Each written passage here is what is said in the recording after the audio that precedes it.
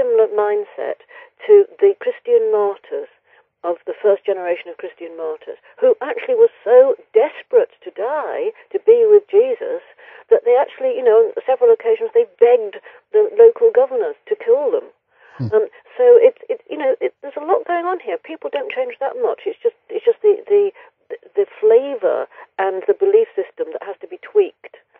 Right, and I mean, if we look at the Book of Revelations, I think today that there are a lot of people around who are anticipating, if you will, the advent of the second coming of Christ, and they are in one way or another yearning for the apocalypse. They're yearning for a world war, what have you. Yeah. And this is creating an incredible dangerous mindset. Sorry, can I just say before we move on that's very interesting to me because one of my interests is English literature and my background, and reading lots of novels or journalistic pieces from, say, the 1900s and then, say, the 1930s. For example, George Orwell's output, and basically on both those sort of eras, you get people, highly thought of people, saying, "If only the bombs would come, we'll get rid of this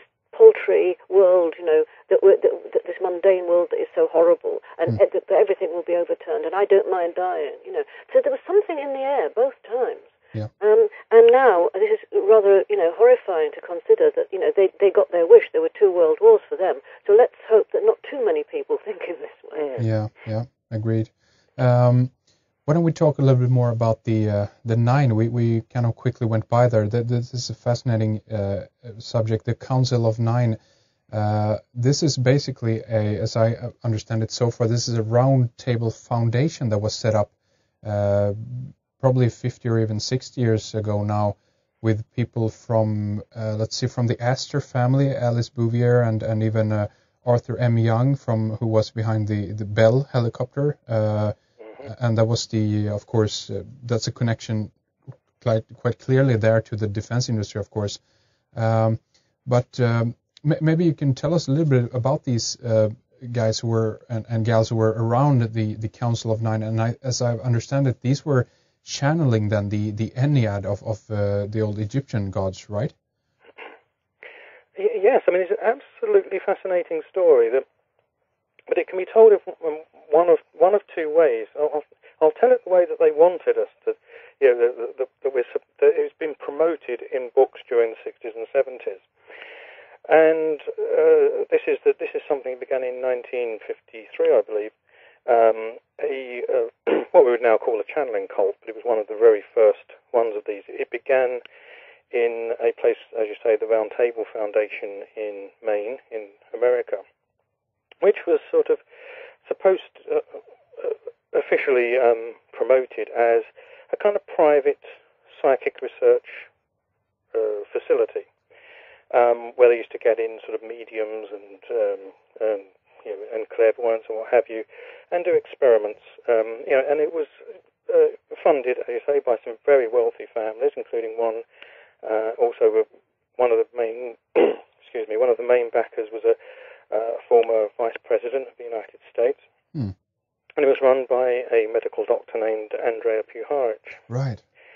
And over the course of this, began in the 1950s, where various people that came, mediums that they were working with, began to channel the same entities, which was a thing called the Council of Nine. It was a group of 9 entities that just began in the normal way of some kind of psychic entity, but gradually over time began to reveal itself more and more as an extraterrestrial. It was a group of 9 extraterrestrials, intelligences somewhere out there in the universe. And this thing actually went on. It began in the early 50s.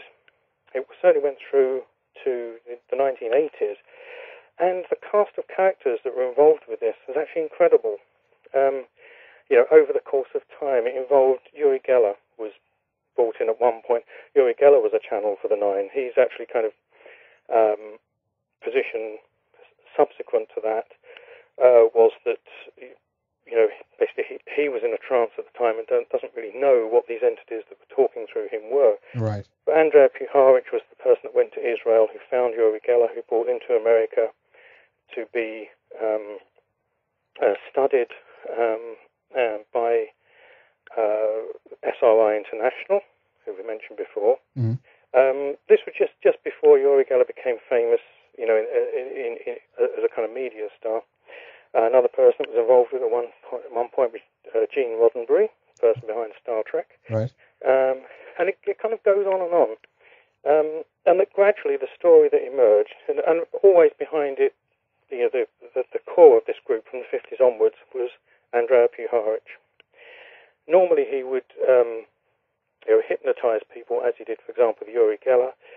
And when he hypnotized them, he would get them to make contact with this Council of Nine. So gradually the Council of Nine revealed themselves to be 9 extraterrestrials, powerful extraterrestrials. And eventually they then revealed themselves to be the great Ennead of the ancient Egyptian religion, the 9 gods of ancient Egypt. So pulling all these things together. So now that the gods of ancient Egypt were now revealed as extraterrestrials. And this whole kind of coherent story emerged through many, many different mediums and channels over a long time. Now that's the story. There's been a few books written about them over time. Mm-hmm. And that's the way it's been promoted. It's like something just happened in a paranormal research lab once, and it took on a life of its own because the 9 are real. What do you think? Then we started to look at the career of Andrea Puharich. Right. And what we found was that he was a medical doctor, but he actually worked for the US Army, although at the time he was involved with the Round Table Foundation. Officially he'd been discharged. Many of your listeners will be familiar with the MKUltra project, the joint CIA US Army mind control project of the 1950s and 60s. And what we found was that Puharich actually hadn't left the army to pursue this career as a sort of independent researcher into the paranormal, but he was still actually employed. He was a colonel in the US Army at the time he was working with the Round Table Foundation. And at that very same time, he was also working for the US Army's chemical warfare establishment in Maryland, which is where the US Army side of the MKUltra project was being conducted, and that he was actually working for that. He was actually working for the Pentagon. Just before working on the Round Table Foundation, he had put a briefing paper up to the Pentagon on the military and intelligence potentials of psychic abilities and how they ought to be researched. Something eventually was to lead to the remote viewing projects of the 70s and 80s and Project Stargate. Oh. So that's when you start thinking, hang on, the guy basically behind the Council of Nine was actually working for the US government and the CIA, and we charted his career in various very secretive capacities, all to do with kind of mind control and manipulation of belief. Sorry. Oh no, I was just going to say, and also gadgets. I mean, because he one of the things that he was very good at, I mean, was that he actually developed, he invented, for example, hearing aids. And one of the things that emerged from, when we were looking at his career was that he experimented with tiny, tiny radio transmitters that you could put, in hearing aids, or indeed in teeth. So, of course, you would get voices literally in your head. Oh, really? He also worked with one of the first people to work with hallucinogenic drugs and what they could do, and he was a master hypnotist. Now, then when you go back, once you know that and you go back over the story of the Council of Nine, and you realise that he was behind everything that happened in it, he would get, whenever they went through a series of mediums who, for one reason or another, would drop out, and they'd get somebody else, like he went and found Uri Geller. But Puharich would then hypnotise them, or do something else to them. So you actually think, in order to get them to, quote, channel the independent entities, the Council of Nine, no, actually he's not. He's creating the Council of Nine. He's getting them to channel what he wants. But once you know that, it just puts an entirely different perspective on that picture. And excuse me again, the Council of Nine, the whole cult around them, they involved people, say like Gene Roddenberry, Star Trek. It involved politicians. It began being funded by Henry Wallace, who had been Vice President to Roosevelt. Right, right. In later times, some of the people involved with the Council of Nine channeling were very close to Al Gore at the time when he was standing as, well, the time he was Vice President. And then, of course, obviously he stood for President himself. And you said there were powerful families. I mean, a lot of the money for this thing came from,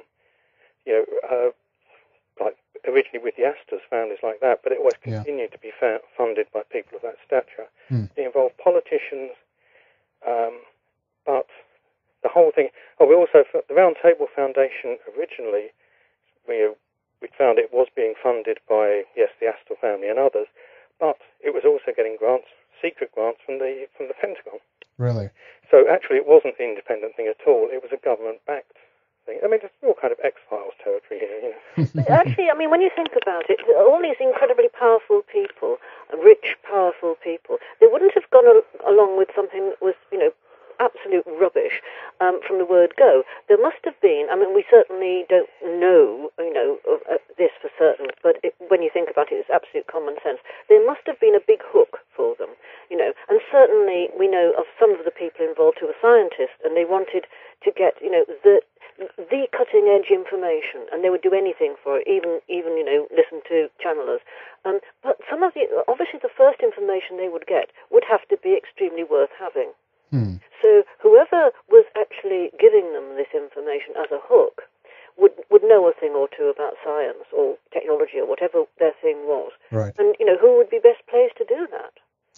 And, they also choose still to connect this new religion potentially then with something ancient, something old, which implies to me that again, this is going back to some of the more, ancient cults that have been, orchestrating and setting up religions all along, in one way or another. If you look at it, I mean, we have to entertain the idea that this, can be real. There might really be an Ennead out there. These are powerful archetypes of nine or what have you. This could be any kind of thing going on here. But to me, it feels like they're still connecting the new age with the old age religion, if you will. Any comments?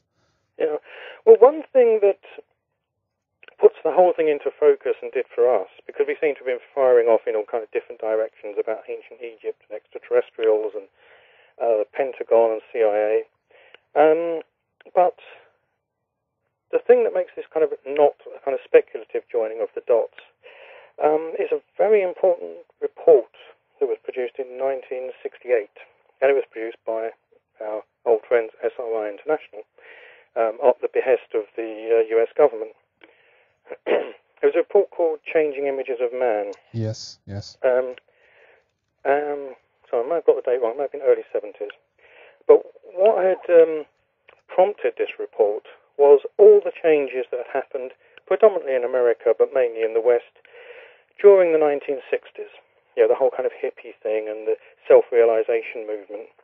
And there was a big fear on the part of the American establishment, and one presumes other establishments as well, that this was undermining what they called the traditional institutions of authority, the state, the church, everything. And they commissioned SRI to do a kind of big social study into these changes and where they would lead. And when SRI produced this report, I believe they began it in 1968, they reported in 1973, they'd come to the conclusion that all those changes that had eroded respect for or raised challenges to the traditional institutions and traditional authority, those changes were irreversible.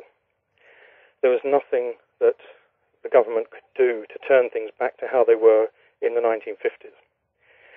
But what they recommended was, if these things are irreversible, then what the government should